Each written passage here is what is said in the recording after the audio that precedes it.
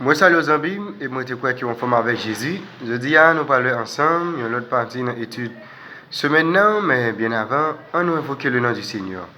Comment pour nous pas louer, bénir, exalter, non, éternel, notre Père et notre Dieu, parce que vous faites des choses merveilleuses dans la vie, nous. Tandis qu'encore une fois, je vous dis, nous pas étudier parole, nous demandons que vous ouvrir l'intelligence, nous, et pour ça, nous sommes capables de comprendre parole et arriver à appliquer dans la vie, nous. Pardonnez péché, nous, pas juste, nous pas mérite, même, comme ça, nous, Jésus. Amen. Semaine ça, nous apprenons ensemble leçon 8, éducation et rédemption. Verset à mémoriser. Toute écriture est inspirée de Dieu et utile pour enseigner, pour réfuter, pour redresser, pour éduquer dans la justice. De Timothée, chapitre 3, le verset 16. Jeudi à qui c'est jeudi 19 novembre. Nous parlons ensemble partie leçon qui titrée l'éducation dans l'église primitive. L'éducation dans l'église primitive. Il y a un principe remarquable que nous jouons dans l'éducation, dans la Bible, il émergé, tandis que Jésus, qui est enseignant divin, eh bien, il t'a préparé pour que il soit capable de quitter l'élève, c'est-à-dire disciple. Il était avec disciple pendant 3 ans et demi, tant qu'il y a un monde capable de consacrer peut-être dans un lycée ou bien dans l'université. À la fin de période ça, eh bien, suivant élève que vous avez fait faire études dans le lycée ou bien dans l'université, et après 3 ans et demi, ou dans l'université, eh bien, vous avez en mesure pour capable de débrouiller tout seul. Eh bien, suivant le monde que ou même ou y a.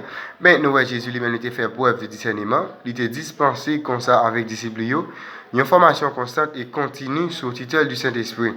Ailleurs, mettre ça ou bien guide ça, il était identifié le Saint-Esprit comme étant un consolateur ou bien défenseur, eh bien, qui lui-même il a le bail avec disciples de façon permanente. Eh bien, il était identifié l'esprit comme l'esprit de vérité, tandis que cet esprit lui-même, il n'est pas identifié comme un éducateur.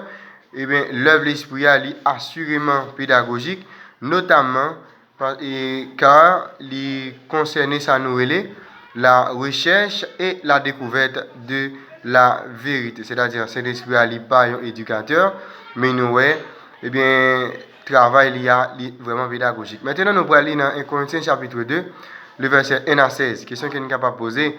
Qui ça Paul dit qui est si important dans le contexte éducation en dans texte ça? 1 Corinthiens chapitre 2, le verset 1 à 16.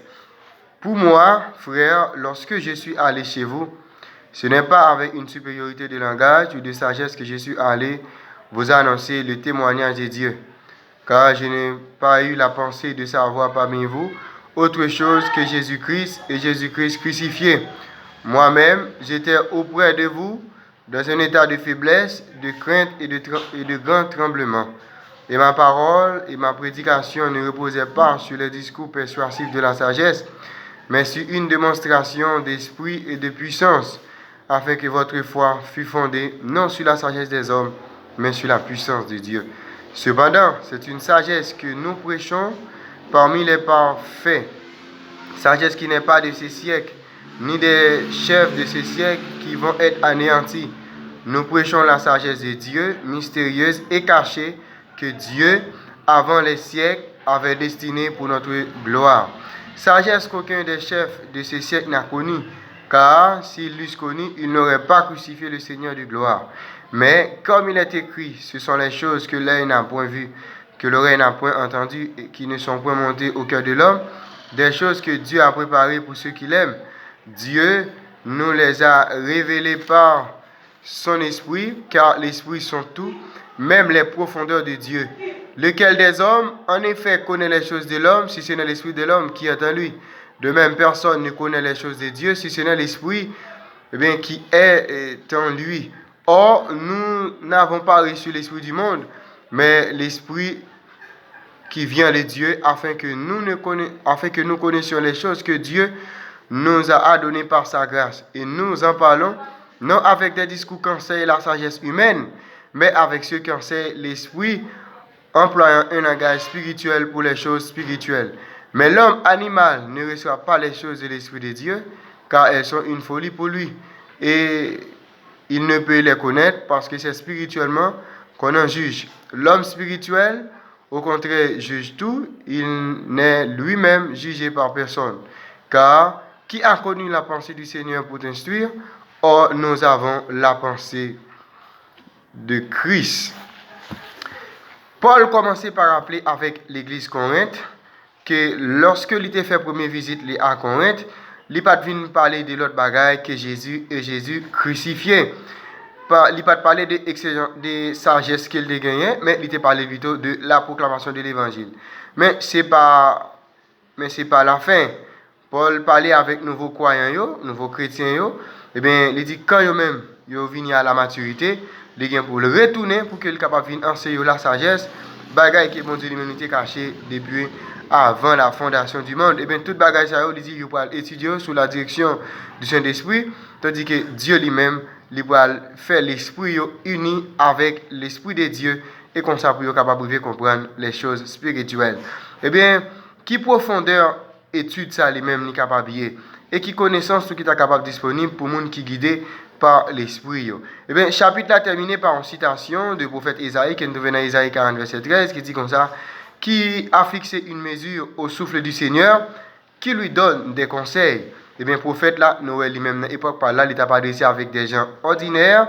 Eh bien, il t'a dit yo, moun ça pas qu'à sonder la pensée de Dieu.